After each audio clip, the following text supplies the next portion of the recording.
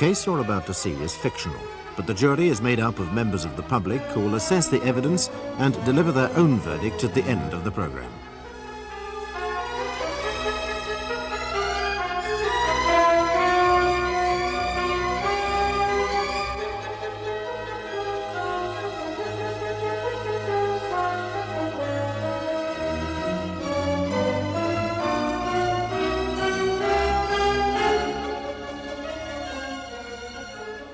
The case before Mr. Justice Campbell in the Crown Court today involves a serious criminal charge. Alan Stockwell stands trial for the murder of Charles Robbins. He'll be defended by Mr. James Elliott, QC. Prosecuting for the Crown is Mr. Marcus Golding, QC. I call Arthur Robbins. Arthur Robbins, please. The prosecution have called the father of the murdered man as their first witness.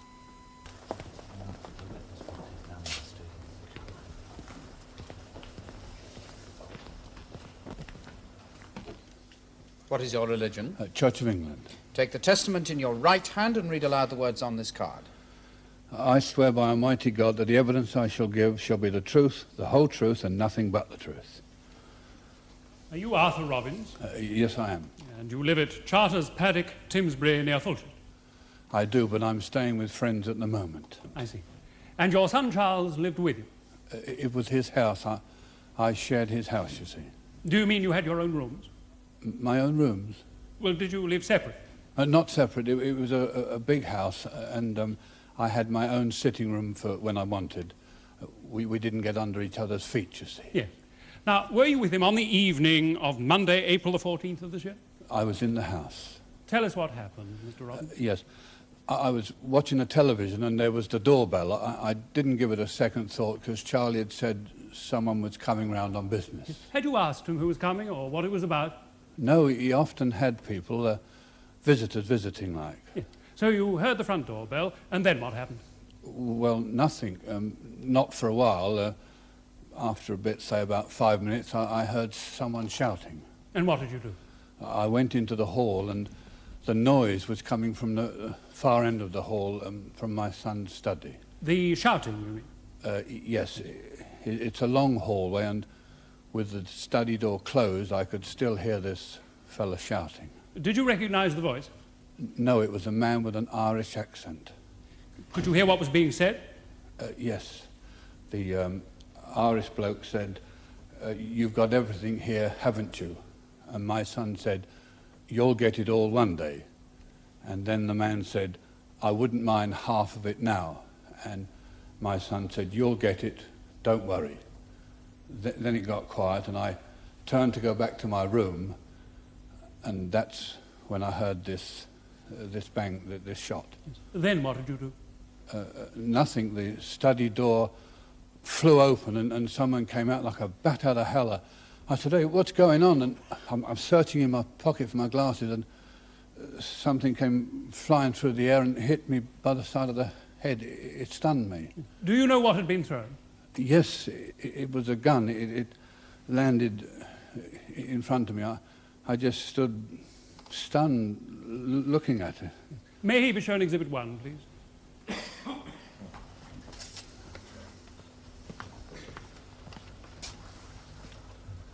Yes, that looks like the one.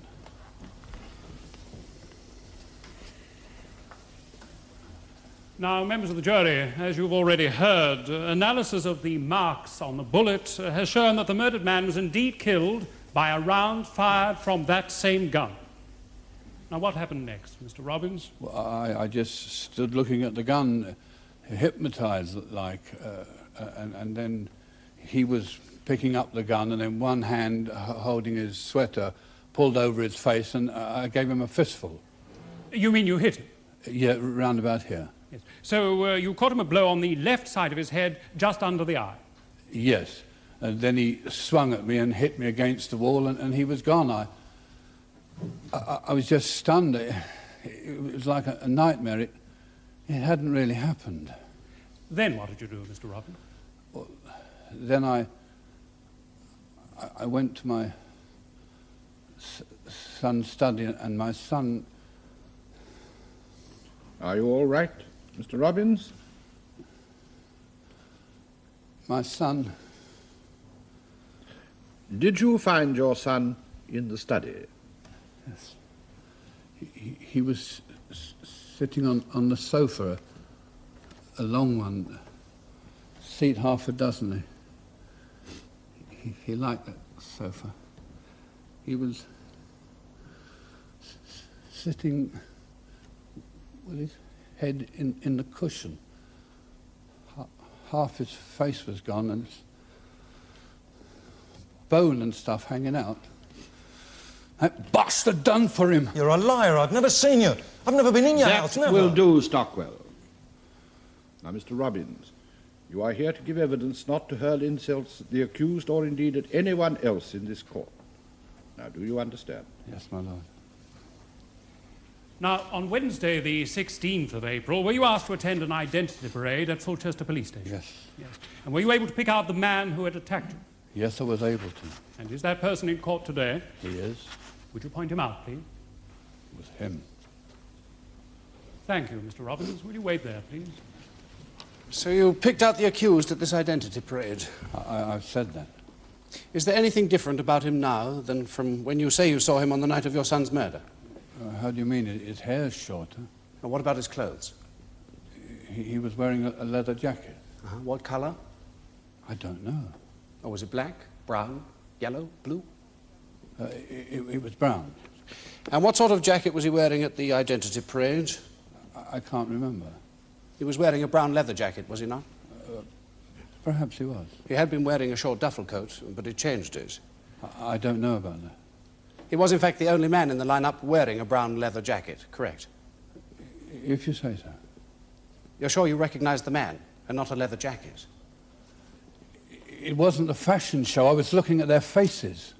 And why then did you ask to hear the men speak?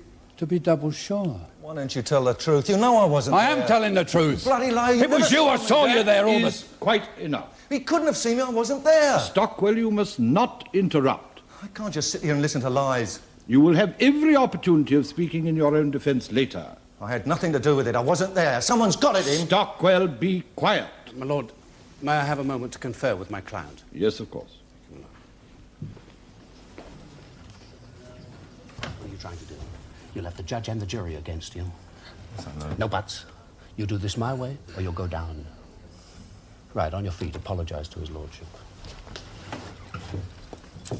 I'm sorry, my lord. Good. Now, I would not like to continue this case in your absence, but if there are any more outbursts, there will be no other course left open to me. Do you understand? Yes, my lord. Very well. Shall we get on? My lord.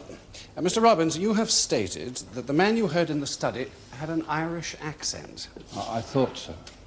Would you say the accused has an Irish accent? No.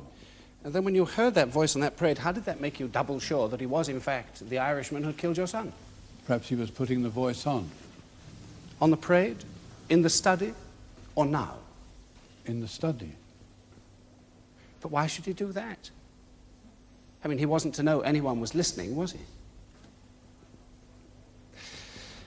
Correct me if I'm wrong, but on the morning of the 15th of April, you went to the police station and from 11 until 1, and again in the afternoon, you looked at photographs of possible suspects.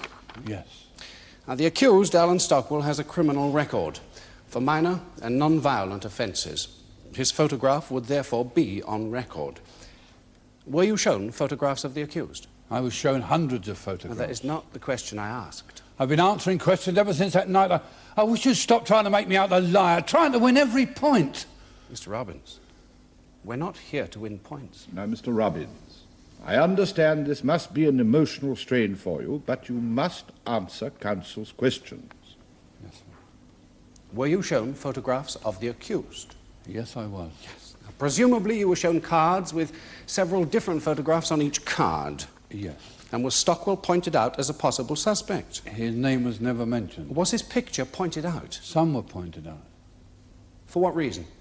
They just said that they weren't in prison. You mean they were not in prison when the murder took place? Yes, that's right. Well, Alan Stockwell wasn't in prison when the murder took place, was he? No, he wasn't. So presumably his picture was pointed out. Yes. At last. Now, were you also shown individual photographs? Yes. And were these photographs in a pile on the desk, or were they handed to you one by one? Sometimes they were handed to me and sometimes they were on the desk. Now, this is important, Mr. Robbins. Were there occasions when you asked for the next photograph and were told not to rush, to take your time, to take even a second look at the photograph in your hand? There were times. I just wanted to get a move on. Yes, quite. And was one of the photographs that you were asked to take a second look at a photograph of the accused, Alan Stockwell? Yes. Mr. Elliot, I take it that you're suggesting that the police deliberately tried to influence the witness's identification. I'm exploring the possibility, my lord. Mr. Robbins, when you went to the police station first to look at the photographs, did the police show you a photograph of the accused and suggest that he was a likely suspect? No, I was shown hundreds of photographs. They just let me get on. Left you alone? Yes. Well, not all the time. I mean, sometimes they were with me and sometimes I was on my own. So the police never said anything to try and persuade you to make an identification? They did not. Did they make any other suggestion in any other sort of way, like leaving a particular photograph in front of you for a long time? Longer, shall we say, than any of the others? The police left it to me. I mean, I picked out 5 photographs, but I couldn't be sure, not positive, and only when I saw him. Thank you, Mr. Robbins. Mr. Elliot? My lord. Our Charters paddock is a big house, isn't it, Mr. Robbins? A fair size. Big house surrounded by spacious grounds. A lot of garden. And there's a massive wall around it, Yes, spiked and broken glass embedded along the top. that's right. Did your son have enemies? No, he didn't. Did he not have business rivals? None likely to want to climb the walls. I believe your wife died a little over a year ago. Yes, Your son had just become engaged. yes. He'd done well for himself, hadn't he? Marvellous. He certainly pulled himself together after the trouble. What do you mean? Well, he did serve a sentence of 18 months' imprisonment, did he not? Well, it was 6 years back. Well, yes, of course. So, with his criminal activities behind him, he became a respected man, the owner of a big house and a chain of betting shops. Yes. Now, the betting shops were in your wife's name, correct? Yes, Was it because of his record that he wasn't allowed to have them in his name? that's right. So, when your wife died, what happened? How do you mean? Who did she leave the betting shops to? Well, the solicitors hold them in trust. They were executors of the estate, as it were. I see. Why didn't your son put the business in your name? Well, he couldn't. Why was that? Well, for the same reason as Was it because you yourself have a police record? in the past, yes.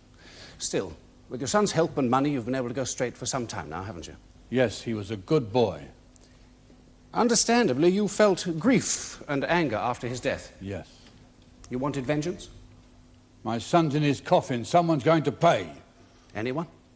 The man who did it. Or the man the police suggested might have done it. You've already covered that ground, Mr. Elliot. The witness has told us on oath that this was not the case. Yes, my lord. Mr. Robbins, you see the officer sitting to the left of the accused. Yes? Do you know him? No? But now I've pointed him out to you, you would recognize him again. Now you've had a chance to have a good look. Yes. You say you had a good look at the accused that night, didn't you? Yes. From the, what was it? The full length of the hall. Yes. But you were not wearing your spectacles. No, but How long is the hall at Charters Paddock? I don't know, about 25 feet. That's not bad, but it's 35 feet to be precise. That was your only opportunity of observing the intruder, correct? I recognize him, I tell you. Take your glasses off, please, Mr. Robbins. What? Take them off, please. Well, you don't mind, do you? I mean, you can see all right without them. Perfectly all right. Would you excuse me for 1 minute, my lord?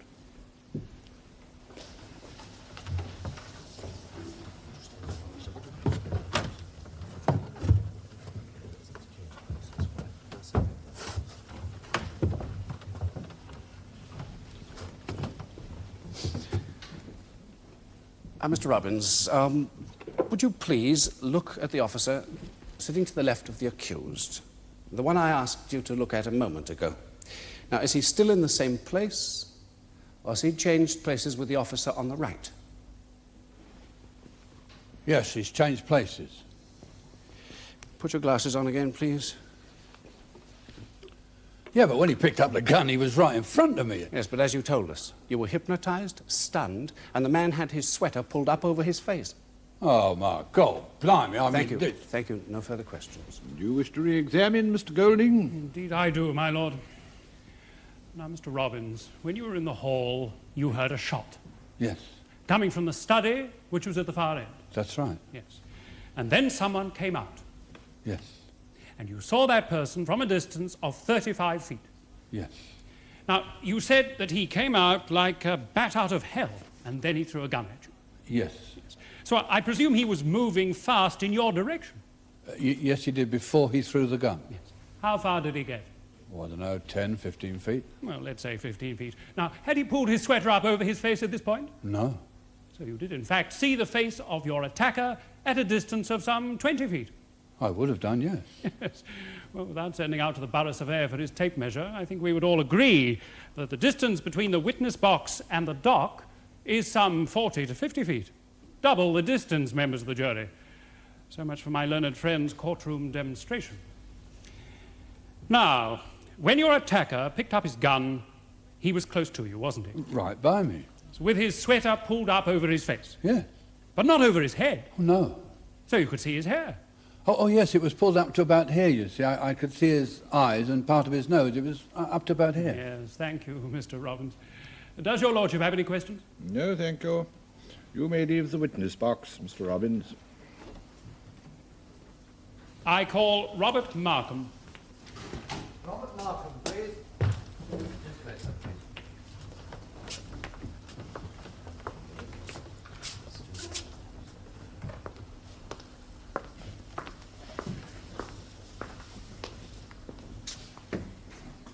What is your religion? I'd like to affirm. Raise your right hand and read aloud the words on this card. I do solemnly, sincerely and truly declare and affirm that the evidence I shall give shall be the truth, the whole truth and nothing but the truth.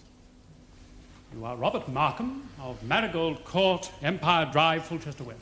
Yes, You have a small minicab business with just a few cars. Is that right, Mr. Markham? that's right. Yes. Now, what took place on the evening of April the 14th? Well, Alan Stockwell rang up and he booked a cab for 7:30. And had he engaged your professional services before, Mr. Markham? Yeah, a few times, after parties and that. Did you drive him on these occasions? No, one of my drivers did. Yes. Now, what is the distance from 3 West Road to Charters Paddock? Or about 10 miles, And how long did the journey take? half an hour. And did the accused sit in the front or the back of the car? No, he sat in the front. And did any conversations take place in your cab? Well, we talked about football a bit. Did he tell you why he was going to Charters Paddock? He said he was going to collect something. He said he was going to collect something, yes. Anything more? No, Now, it took you half an hour to drive there, so you arrived at 8 o'clock? just before. Then what did you do? I waited. For how long? Or about 10 minutes. And then? Well, then Stockwell comes out of the house at a bit of a gallop, carrying a bag. It looks as though he's hiding something under his coat, which is the gun, I suppose. But you did not see it. No, my lord. You are here to say what you saw and heard, not what you suppose. Do you understand? Yes, my lord. Elliot, you are awake? Always, my lord. I wonder you didn't object. It is our case, my lord, that the accused was not the passenger. I see. Now, when Stockwell ran out, did he get into the front of the cab again? No, this time he got in the back. Did he say anything? He said, get a move on. And where did you drive him? I'd drive him back to his house. And was anything said on the return journey? Not a lot. Something about Robbins getting too cocky by half. You heard Stockwell say Robbins was getting too cocky by half.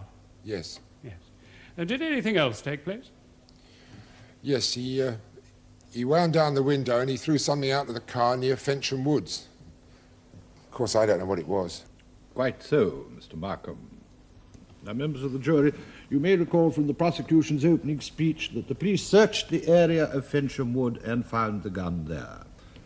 Do you have any more questions, Mr. Golding? Thank you, no, my lord. Mr. Markham, you say you saw your passenger throw something out the window. Yes. Did you ask him what it was? No. You didn't stop? No. What did you think it was? I didn't know. Something heavy, metal? Do people often throw heavy objects out of your cab window? No.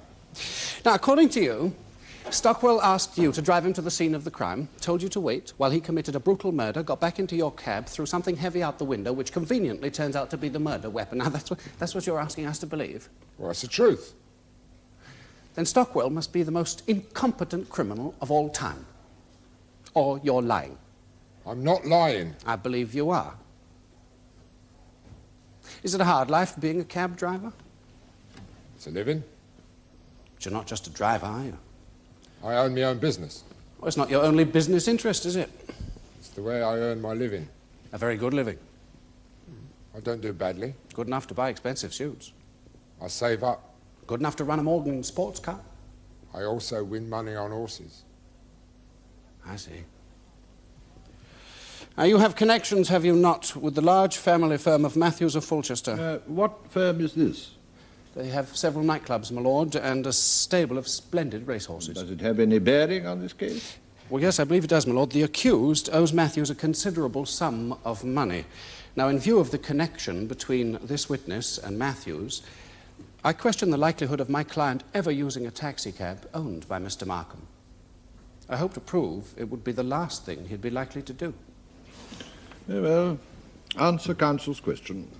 I'm afraid I've forgotten what it was, my lord. Do you have any connection with the Matthews firm? Yeah, I do a bit of driving for them, yeah. Do you do a lot of driving? Well, they ring me up when they want me. How do they pay you? They usually settle their account at the end of the month. And they're reliable? How do you mean? Do they pay you regularly for this work that you do? Well, yeah. Which is what? Driving. Oh, driving, yes, of course. Now, the accused, Alan Stockwell, owes them a lot of money, doesn't he? I don't know. Like I said, I only drive for them. Well, you're surely aware that Matthews has gone into the betting shop business. Yeah, In direct competition with the late Charles Robbins. could be. Mr. Markham, let's get down to the facts of this matter, shall we?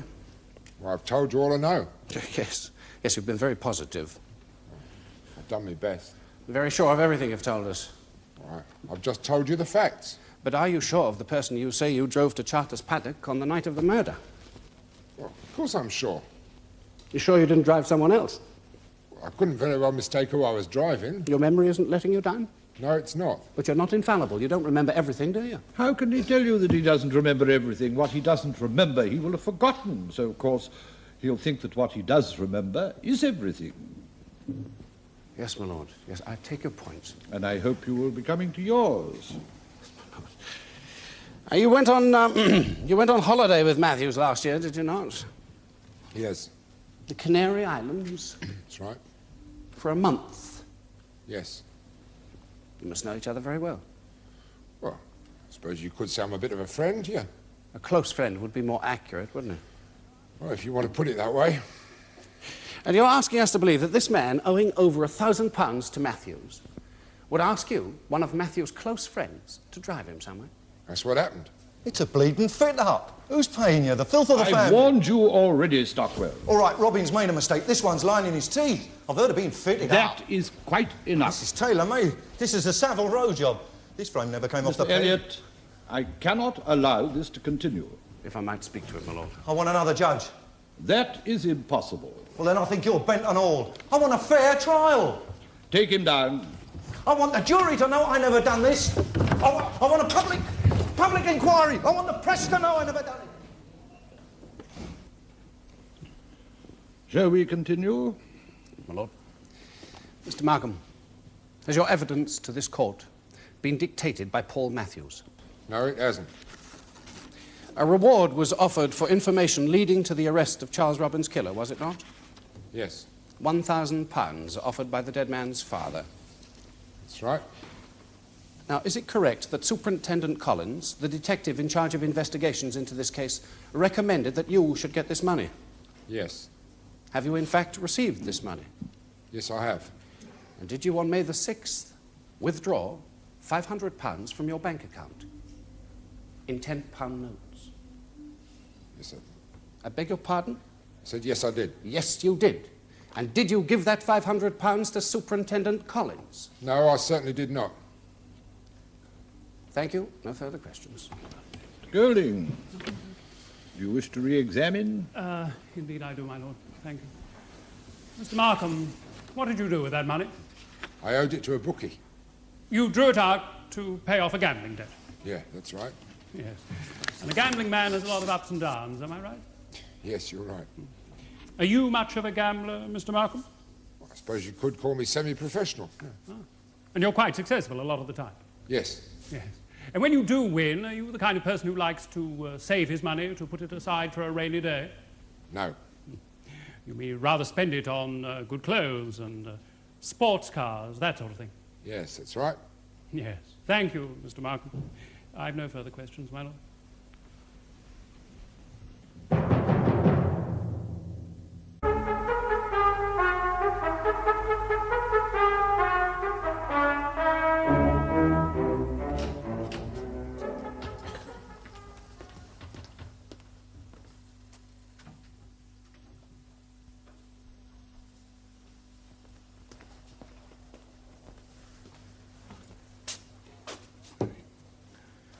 I swear by Almighty God that the evidence I shall give shall be the truth, the whole truth, and nothing but the truth. William Stuart Collins, Detective Superintendent, attached to the Fulchester Division, my lord. Detective Superintendent. One moment.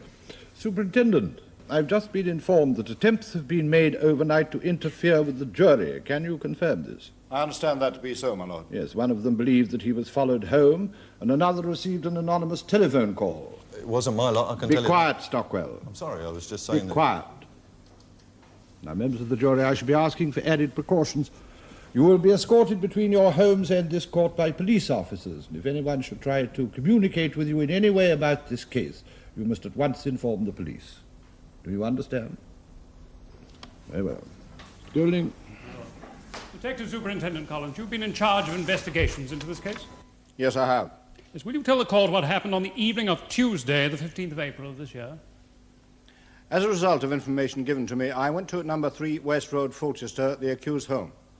He was there alone, apart from his mother, whom I knew to be an invalid. He said she was asleep upstairs. He was wearing dark glasses. I asked him to take them off. He had bruising around the left eye. I told him I was arresting him on suspicion of murdering Charles Robbins, and I cautioned him. He said, you would like to see me go down on a tasty one. What did you take that to be? Go to prison on a serious charge, my lord. Then he said, don't write this down because I'll deny it. I have an alibi for this one as well. You don't object to this, Mr. Elliot? No, my lord. I shall return to this in my cross-examination. Yeah, well. Now, he said he had an alibi for this as well as what? Well, he had been a suspect in a previous case, my lord, but he was able to prove that he was nowhere near the crime. I asked him what his alibi was. He said, I'll think of something. I never said that. I told him where I was. Mr. Elliot, I don't want to have to send him down again. Give me the truth, Rod, and that'll prove it. That will do, Stockwell. I'm afraid we do not use those methods. You may well be afraid. It'll prove I hadn't done it. Although it would be with some reluctance, I'm quite prepared to hear the remainder of this case in your absence.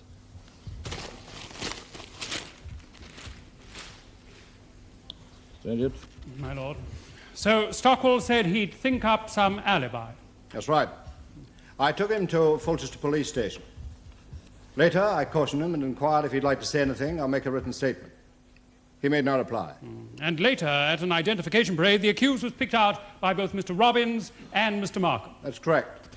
Yes, and fingerprints belonging to Stockwell were found on a marble-topped coffee table in a study at Charters Paddock. Yes, such prints were found. Yes, thank you, Superintendent. Dabs and all. That must have cost somebody something. You've been with the police a long time, Superintendent?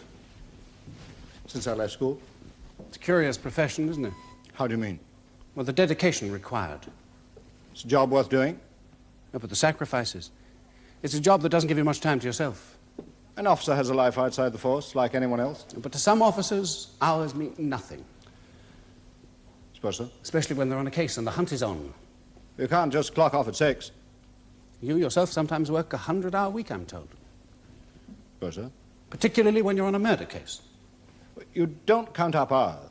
No, indeed. And when you're on such a case, you don't even go home, do you? Oh, yes, I go home. I don't live in the station. Don't you keep a bed in your office? Yes, I do. Then you do live at the station sometimes. Well, if something comes up, an emergency, and I stay late, then I sleep in the office. Quite frequently, you never go to bed at all, do you? If we're after someone, then I worry on it. If my information is correct, when you're on a case, you keep an identikit picture of your suspect on the wall beside your bed. Yes, I do. Why do you do that? Well, I look at the picture and I try to visualize the villain, try to get inside his mind. A sort of obsessional approach? More a psychological approach. When do you retire, Superintendent? 4 months. And you'd like to go out with a 100% record of detection? Of course I would. Now, you've worked on 35 murder cases, I understand. Mm-hmm. Yes. Like the Mounties, you got your man in 34 cases. Every one. No acquittals. No failures. You look upon an acquittal as a failure? If a man's guilty. Well, if a man is guilty, he shouldn't get off. One hopes so. How do you feel when a man you think to be guilty goes free? Well, it makes you feel a bit sick. Months of hard work, following up every lead, every strand of information. Hours of waiting. And you get him. Then he gets in the dock and starts acting. How do you mean? A man in the dock is different to the man on the crime. We see him in a suit with his hair combed. On his Sunday school, best behavior. Talking quietly. Butter wouldn't melt. And we have to pick up the broken pieces. I mean, I'm the only person here who watched the brains being pushed back into Robin's head after he'd had them blown out. You feel passionate about violent crimes? Any thinking human being feels strongly about violence. Do you get emotionally involved with all your cases? Involved? Emotion gets in the way of logic. Indeed. It might lead some people to take the law into their own hands. Well, possibly. Mm-hmm. I mean, it could turn a policeman into a vigilante, couldn't it? I don't know any policemen of that nature. Now, what's your opinion of those who say, well, he's a known criminal. He should have been put away years ago. Doesn't really matter if he did this one. It'll make up for all the ones he got away with. I think that would be a highly dangerous ethic. Yes. It might force a detective to concoct evidence in order to be sure of a conviction. We don't work that way. Now, some detectives eat and drink with criminals, don't they? I expect you yourself know many professional criminals on a first-name basis. Oh, yes, I do. Yes, of course you do. The detective shares an interest with the villain. Crime. And sometimes, alas, he changes sides for a while. I don't follow. Becomes a criminal himself. Bribes.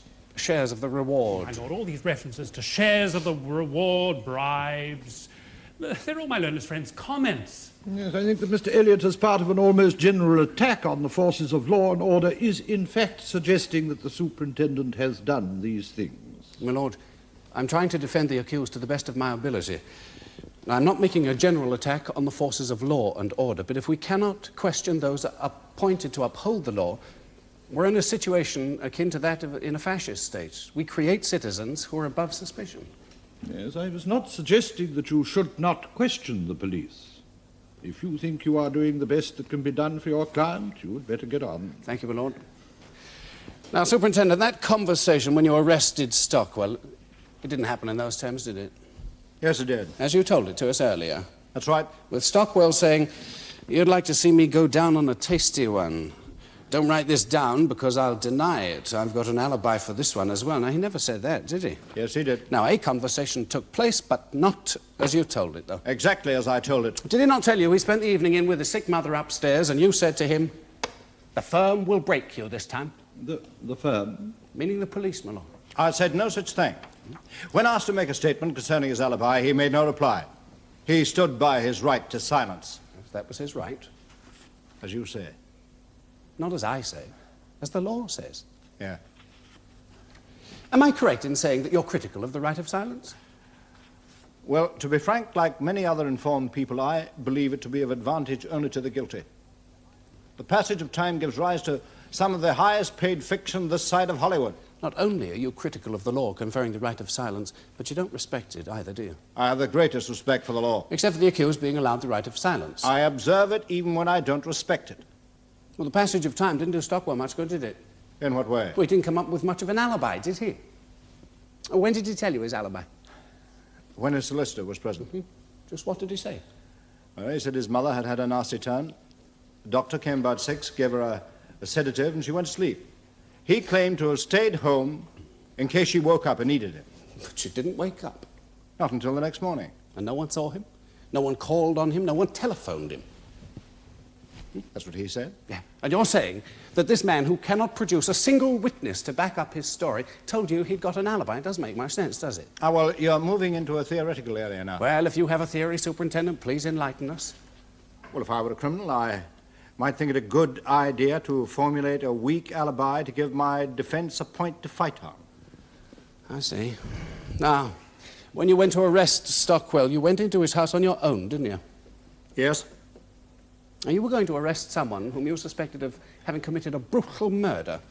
Why did you go alone? I didn't. There were officers outside. But why didn't they go in with you? I knew Stockwell's mother was in the house. I knew she had a heart condition. I didn't want to upset her. How considerate. You went in alone so you could have a quick word in privacy with Stockwell, didn't you? No, I didn't. And you said to him, "Where's your bruise, laddie?" I did not. Then you pinned him up against the wall. I did not. Took a swing at his left eye. No, I didn't. And then you said, "Now you've got the right sort of bruise, laddie." I did not. On this identification parade, did the other men have bruised left eyes? They wore makeup. Makeup? You mean the accused went on an identification parade with 11 other men wearing eye makeup? Made up to make it look as though their eyes were bruised. Was it a good makeup? Yes. Might have been better if they'd worn eye patches, don't you agree? It was felt eye patches might distort the face. Yes, then Mr. Robbins might not have identified the accused from the photograph you showed him. Mr. Robbins saw hundreds of photographs. The men who were not in prison were pointed out. How many possibles did he pick out? 5 possibles apart from the accused. And did you say something like, "It's one of these. How about this one?" I did not. Now, as to the way the identification parade was conducted, Stockwell had a donkey jacket on to start with, but you told him to change into a leather jacket, similar to the one the murderer had worn, correct? I asked Stockwell where he wanted to stand in the line. He stood and chose to stand third from the left. He then asked if he could change his jacket.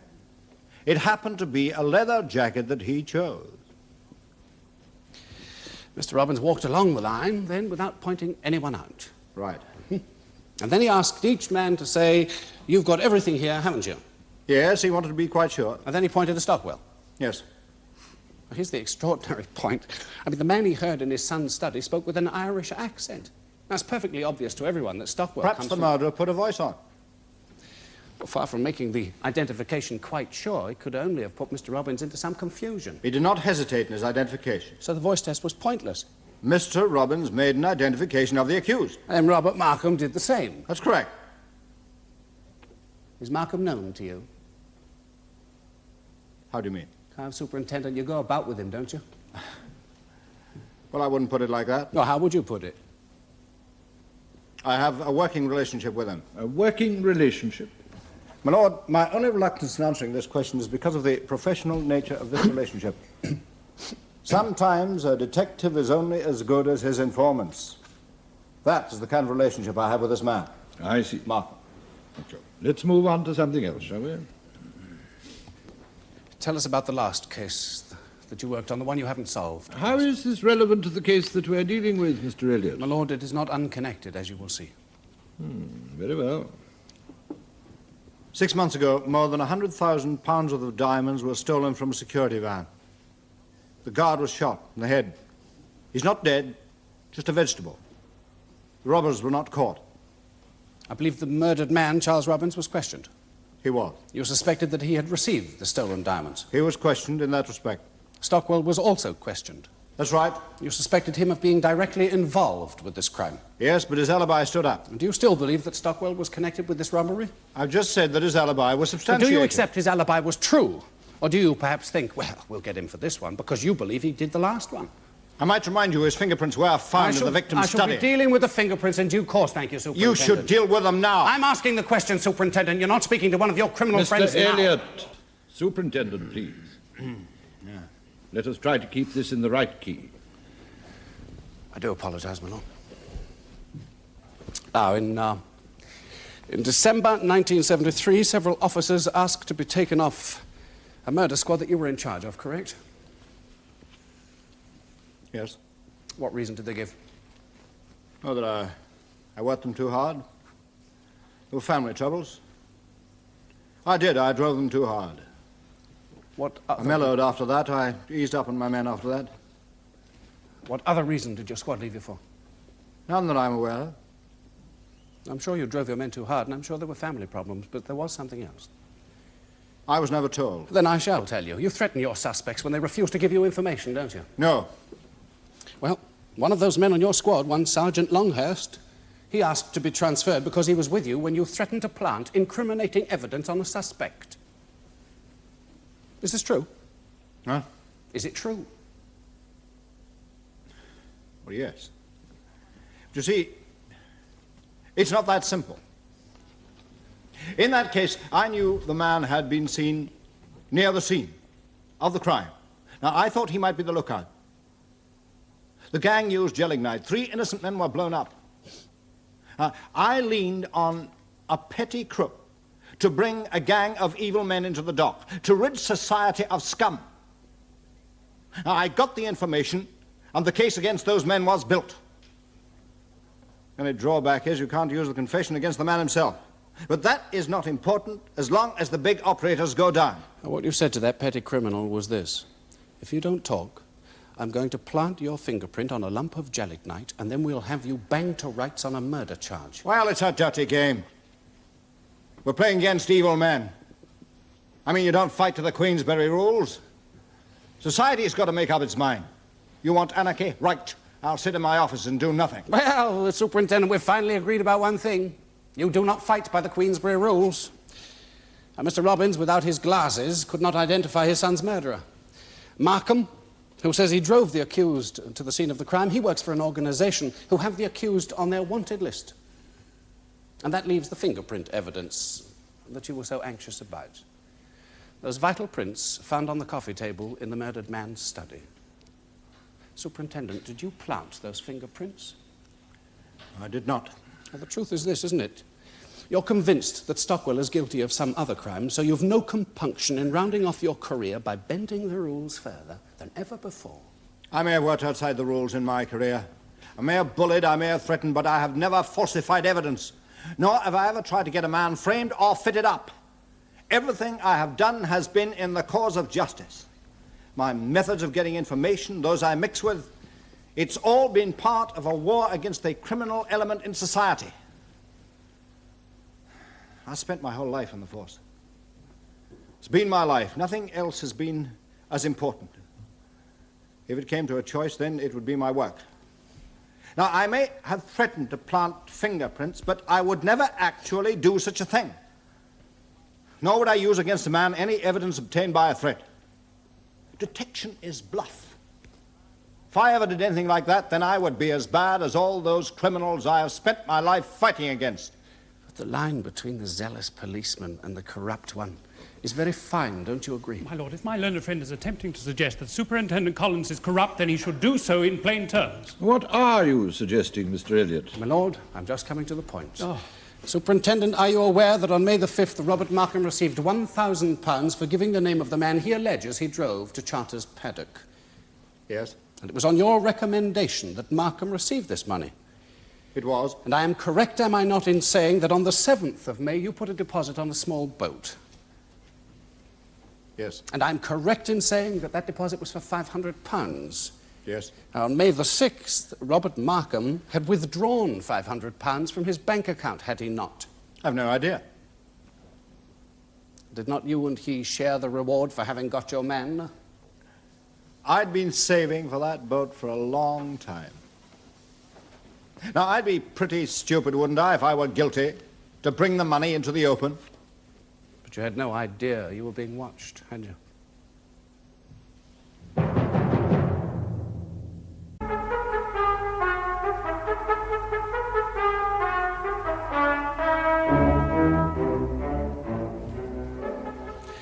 Chief Inspector Stott, you're the fingerprint expert in this case.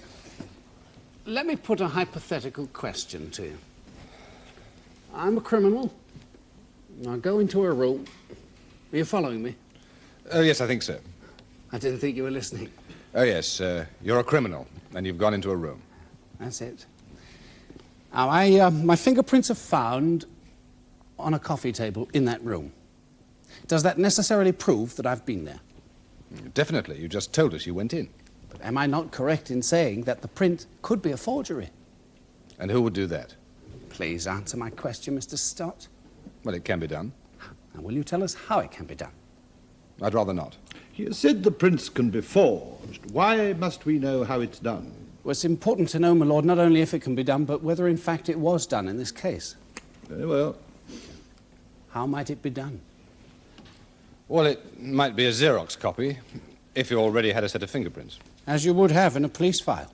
Yes, you could use the Xerox photostatic process to make more prints. You see, in this process, minute carbon-coated beads are laid on paper and fused there by heat, but they're not permanently fixed there. Anyone can lift an impression from the rubber-like surface using Scotch tape. You see, the carbon One particles... moment, please, Inspector. My lord, if I might interrupt. An independent expert was engaged by my instructing solicitors to make microscopic and chemical tests of the prints found on the coffee table. Now, this expert has been away, and unfortunately, this report has only just reached me. And how does what your experts say affect the present evidence? He concludes that there is no possibility of the prints found being Xerox forgeries. I see. My lord, now that these supposed forgeries have been discounted by my learned friend's own expert, perhaps he will stop this barrage of unfounded allegations against the police. My lord, I would like to explore this matter a little further. The fingerprints found at Charters Paddock are of the utmost importance in this case. Very well, Mr. Elliot. Thank you, my lord. Now, Mr. Stott, is there any other method of planting a fingerprint? I don't follow. Oh, come, haven't you developed a new system in the past few years where you use a piece of sticking plaster? Oh, adhesive tape, yes. Yes. You put it on the fingerprint and presto, you've got the print on tape. Not all of it. Some of the mark is left on the article, but the majority comes away with the tape, yes. Yeah, and then you marry the print to a piece of transparent material. Yes.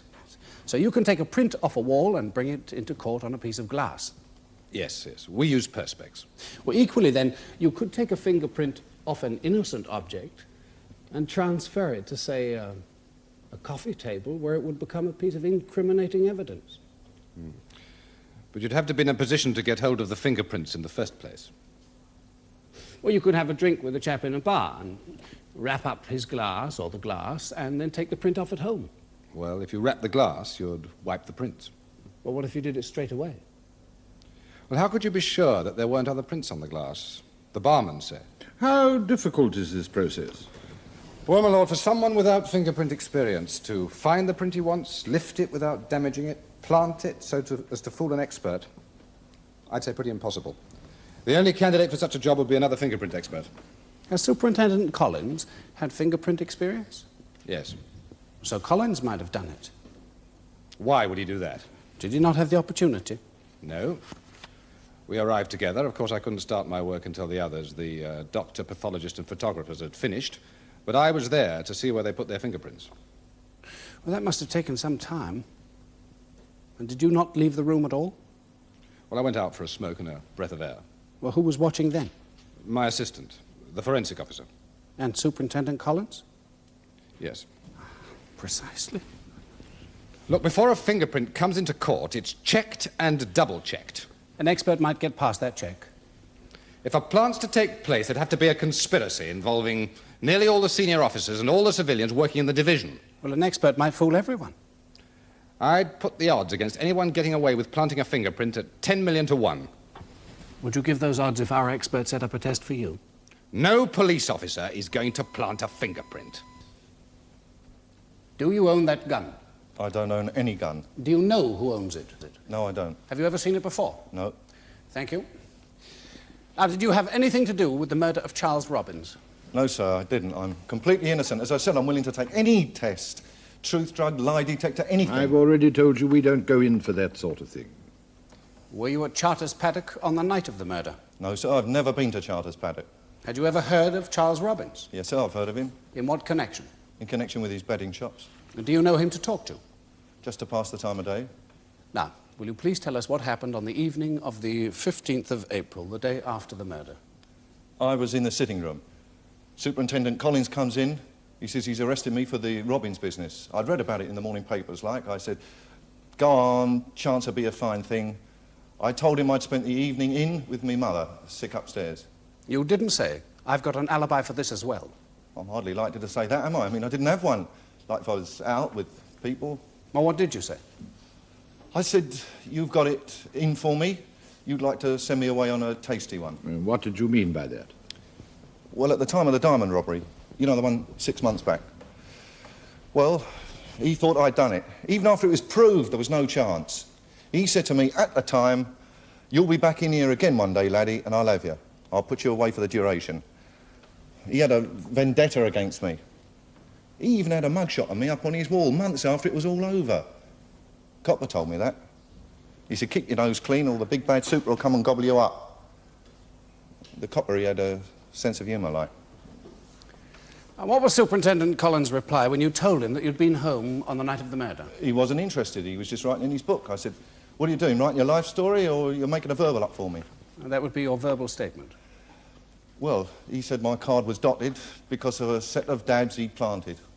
Meaning fingerprints? Yes. Are you sure he actually used the word planted? That's what he said. Then what happened? Well, he pinned me up against the wall. He said, where's your bruise, laddie? And then he took a swing at me left eye. And then he said, by the time you reach the station, you'll have the right bruise. And why did you exercise your right of silence at the police station? Well, Colin said my card was dotted. It didn't look so good. I just waited for a solicitor. And that was the only reason you stood by your right of silence? Yes, sir. It wasn't to give you time to concoct an alibi? No. Did you see your mother at all that evening? I went up at about 8 and again about 9, but she was sleeping. So you were not in Charles Robbins that night? In his study, speaking in an Irish accent? No. Now, on the identification parade, Mr. Robbins Sr. asked everyone to speak. Did you use an Irish accent on that occasion? I used my own voice.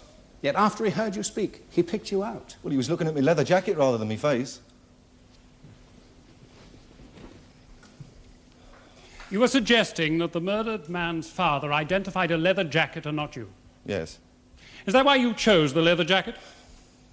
What? Is that why you took your donkey jacket off and put on the leather one? I don't understand what you mean. Well, I'm suggesting that you expected Mr. Robbins to recognize you, and that is why you changed jackets, in order that you'll be able to claim later in court that Mr. Robbins picked you out purely on the strength of this leather jacket. I didn't know the murderer was wearing a leather jacket. But you've just told us that you read the morning papers. Yes. Yes, and in the morning editions, there was a description of the murderer's clothing, was there not? I didn't remember. Anyway, I think Colin should have had some others wearing leather jackets in that parade. Indeed. Now, you say that you've never been to Charters Paddock. No, never. But you did know Charles Robbins. Well, not really. If I saw him, he'd nod, I'd nod. That was all. Where were you on the afternoon of the 14th of April, the day of the murder? I was at the Fulchester races. Yes, and you saw Mr. Robbins there, didn't you? Yes. Yes, and you went into a bar and had a drink with him, didn't you? Yes. Just a quick one. Well, you were doing a bit more than merely nodding, weren't you? Well, I was wondering if he might have a tip.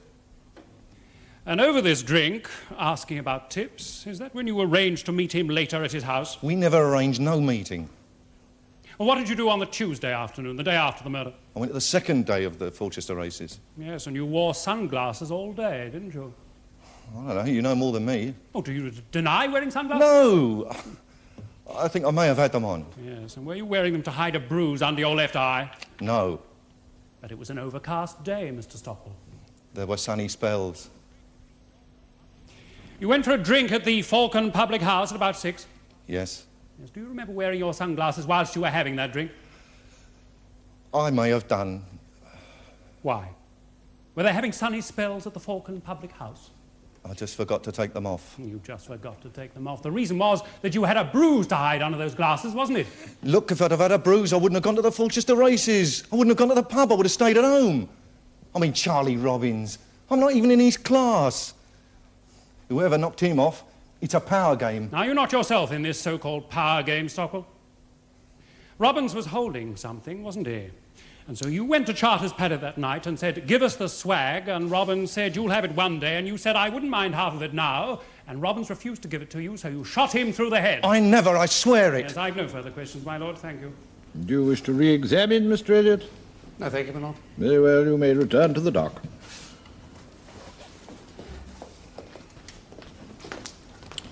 Mr. Elliot? I have no other witnesses, my lord, but I would like to make an application to your lordship that would best be made in the absence of the jury. Very well. Now, members of the jury, will you retire for a few moments? There is a matter of law that we must deal with.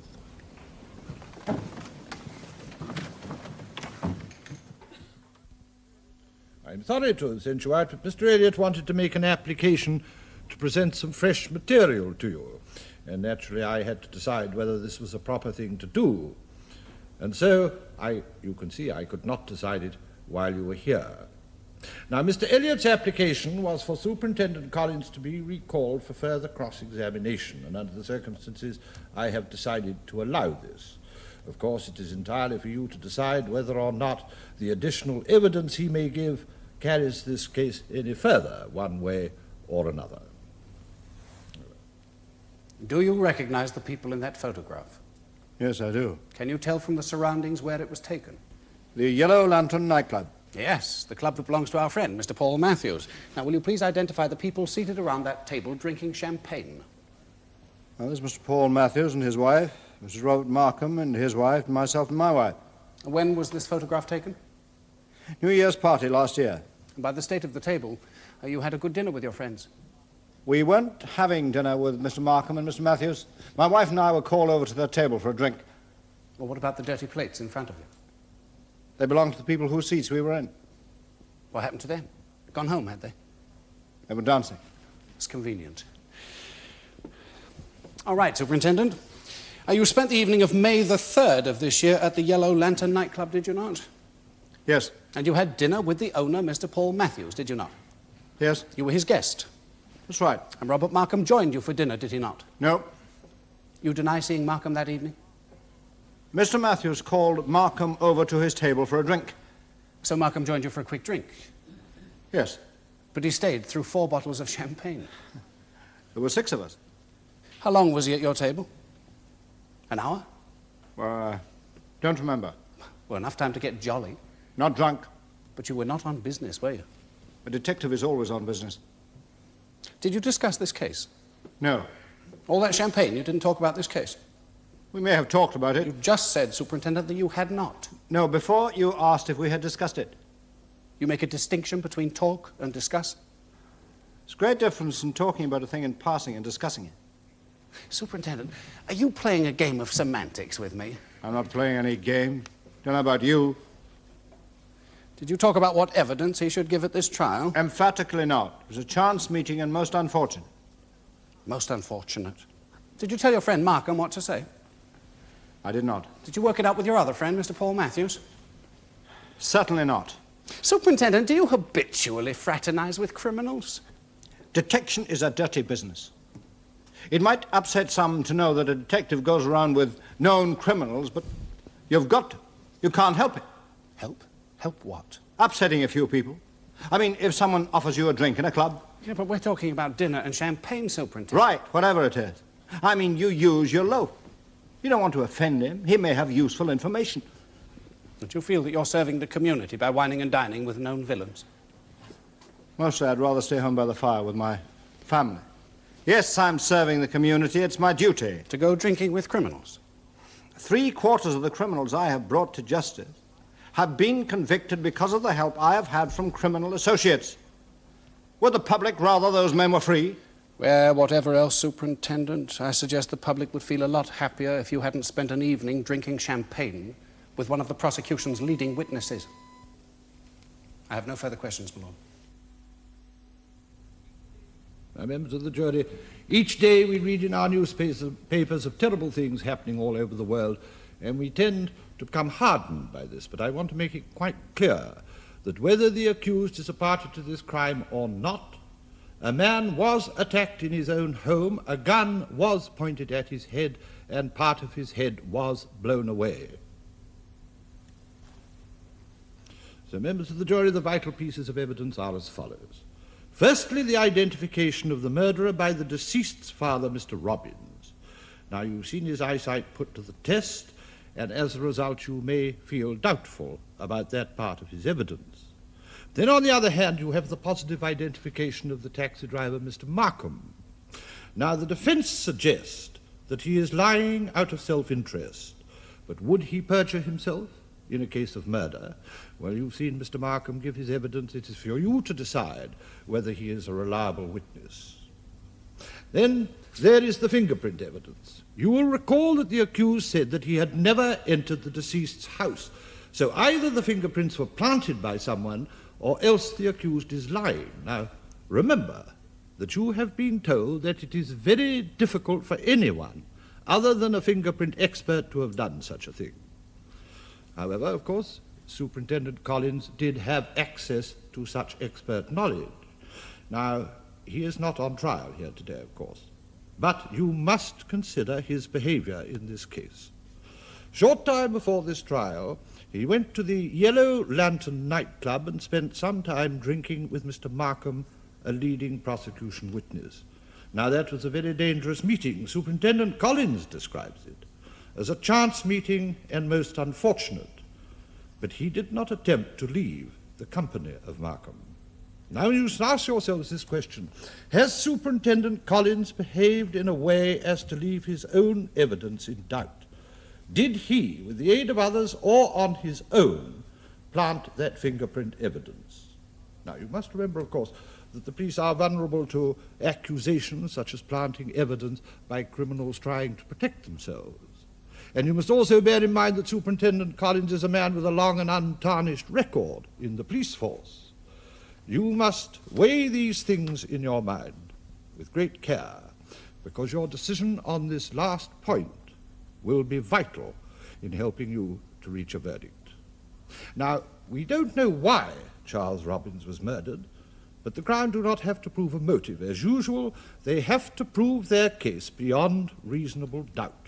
And if you are satisfied that they have done so, then you must find the accused guilty. But if you are not so satisfied, and you feel there is a reasonable doubt, then you will find the accused not guilty. Now, members of the jury, will you kindly retire, elect a foreman, and consider your verdict? All stand.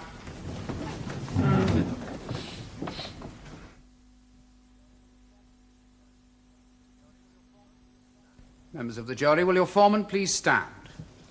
Just answer this question, yes or no. Have you reached a verdict upon which you are all agreed? Yes.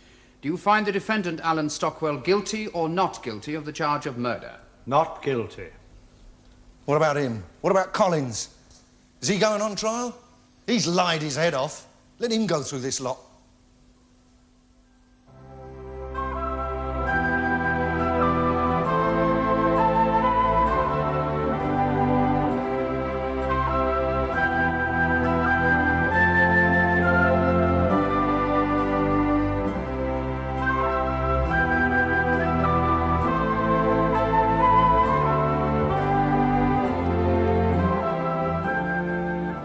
You can join another jury and assess the facts when our cameras return to bring you a leading case from the Crown Court.